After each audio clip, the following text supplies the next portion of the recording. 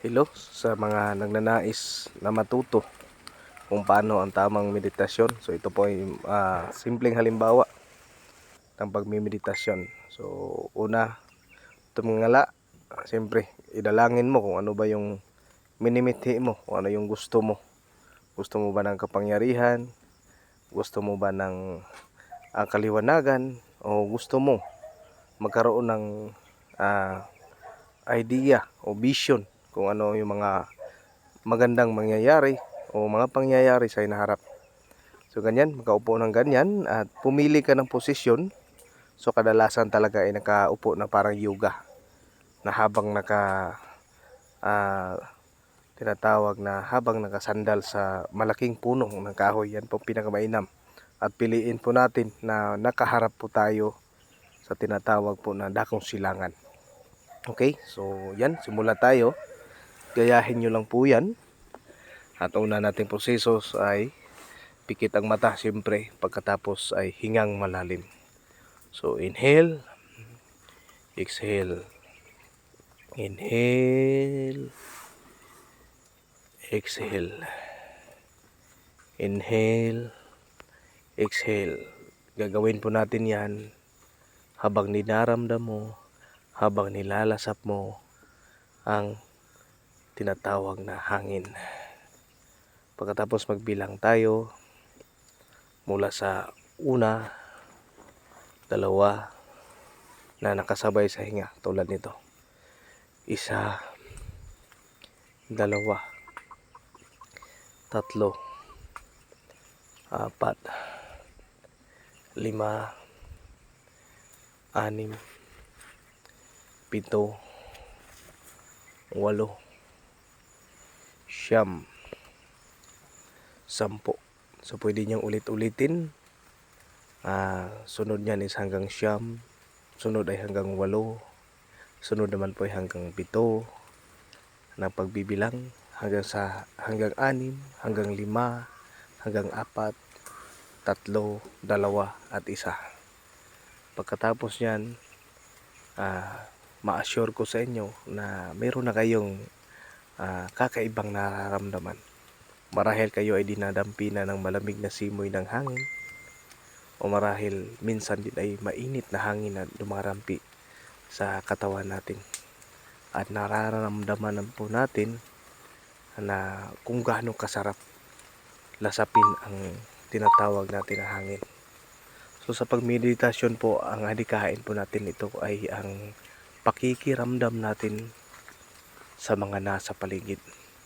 Normal lang po, lalo na kung nasa bukid tayo, ay nakakadinig tayo ng mga boses ng mga nasa kalikasan.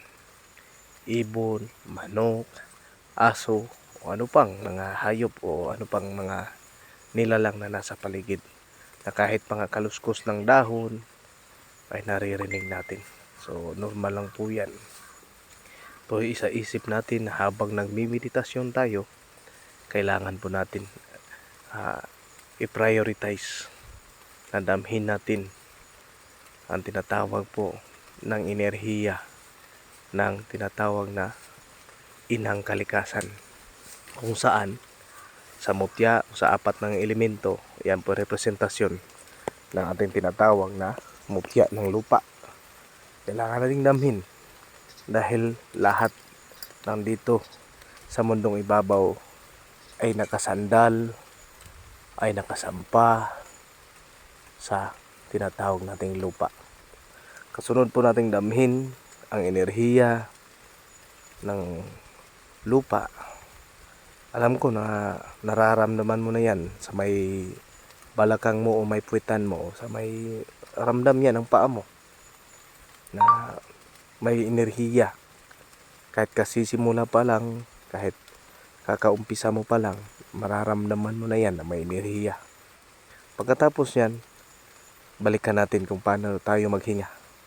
Sa bawat paghinga natin, nilalasap natin ang enerhiya ng hangin, kung saan representasyon sa tinatawag nating hangin o mutya ng hangin. Pagkatapos yan, hanapin natin ang simoy na malamig o yung ambience na malamig. At ilagay natin sa isipan natin na nasa tabi lang natin o dumadampi rin sa katawan natin ang tinatawag na enerhiya ng tubig. Malamig na tubig na dumarampi sa atin na parang may kasamang kuryente. So yan po ang paglasap din po ng tinatawag nating kalikasan na mula sa tubig. Pagkatapos sa panghuli, paano nga ba natin damhin ang tinatawag po ng mutya ng apoy o kapangyarihan ng apoy o tinatawag na galing sa haring araw. So kaya po mas mainam po na pag nagmeditasyon tayo ay nakaharap tayo sa dakong silangan kasi dyan talaga sumisibol ang araw. May araw man o wala ay mararamdaman mo yan. Mapapansin mo yan na magliliwanag yung tinatawag na crown chakra natin, yung may bubuna natin o minsan din sa pagitan ng sa ating noo o di kaya minsan po sa pamagitan ng ating dalawang mata. So may liwanag po dyan. So yan po ang hudyat na papasok sa atin ng enerhiya ng apoy. At pagkatapos sa katawan ng tao, saan nga ba nakaluklok ang tinatawag na apoy? Representasyon ng apat ng elemento, ang apoy po ay ang tinatawag po natin na ang ating puso. Kasi dyan po inilagay o itinago ng Panginoon ang maliit na butil na ibinahagi niya sa atin upang tayo'y mabuhay. At yan po kadahilanan kaya patuloy pumipitik at bumobomba o nung nagpatuloy yung pulso mo dahil sa gawain ng puso ng bawat tao o bawat puso natin. Ngayon, so kung ibaling natin sa katawan natin, balikan ko, ang lupa po ay nasa tiyan natin. Diyan po yan namumuo. Ang hangin naman po ay siyempre mula sa bibig, papasok sa bibig hanggang sa baga natin. Yan po ang representasyon. At ang tubig, of course, yung mga veins natin, yung mga dugo natin. At alalahanin natin na 70% ng katawan natin ay galing sa tubig. So, alam natin na mayroon din tayong elemento ng tubig. At balikan natin ang apoy, yan nga sinabi natin, ay galing po, nasa puso po natin. Ngayon, siguro kumustahin natin. Patuloy ang paghinga ng malalim. Pagkatapos, ramdam mo na ba na mayroon kang o may napapansin ka na ba na habang nararamdaman mo ang simoy ng hangin, habang ninaramdaman mo enerhiya ng lupa hanggang sa tubig at apoy, ay nagtataka o napapansin mo yung sa pagitan ng dalawang mata mo o di sa may noo mo o sa may crown chakra mo ay unti-unting parang may ilaw o para bang may liwanag. So yan po ay hudyat na nagbubukas na po ang tinatawag nating pangatlong mata. So pagbibigay linaw lang po, hindi po yan literal na mata. Yan po kung sa siyensya, yan po tinatawag na pituitary gland na isang uri na parang singlaki lang ng butil ng mais na pag yan ay mapagana natin ay makagagawa na tayo ng mga bagay na hindi magagawa ng mga taong normal. Ika nga, sabi sa siyensya, si Kristo nga ay nabuksan niya ito at ang 80% ng kanyang utak ay kanyang nagamit, kaya nakakagawa siya ng mga tinatawag na milagro. So kung napapansin nyo naman, paiba-iba yung posisyon ko. Yan ay nakabase sa enerhiya na nararamdaman ko. So sa ganyang posisyon po, ay humahawak na po ako niyan sa kahoy. Kasi sa likod biglang pumitik ang enerhiya ng kahoy. Kaya yun, hinawakan ko din para makapasok sa pamagitan ng palad ko. So yan po ang mga posisyon na pwede nating i-apply. Yan nga, balikan ko lang, nasa sa inyo po kung paano ninyo, kung ano yung kagustuhan ninyo na posisyon.